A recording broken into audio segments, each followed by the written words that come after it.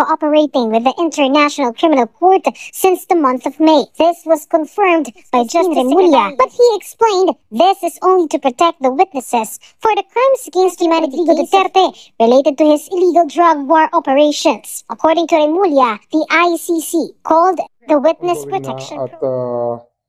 Basta I told our program director to cooperate and to help them. And so far, here, for the past 2 months, starting May, nagsimula na itong pag-aano natin, pag-cooperate for witnesses. As of now, there are 3 to 4 witnesses under the WPP. Whatever it takes to protect the witnesses, we will do.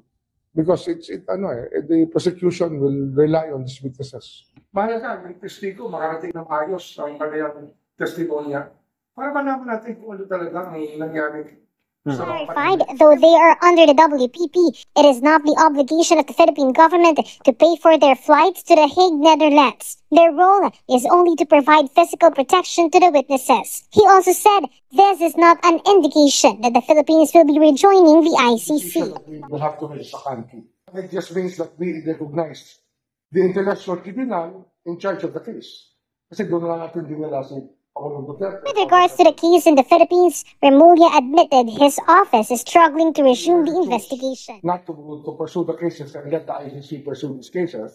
Given that, it becomes also our obligation to help them because we are giving up our jurisdiction for their jurisdiction. Ang hirap na i-prove yung case dito at i-build up ang kaso dahil yung mga kailangan mong magsalita ay kasama sa krimen.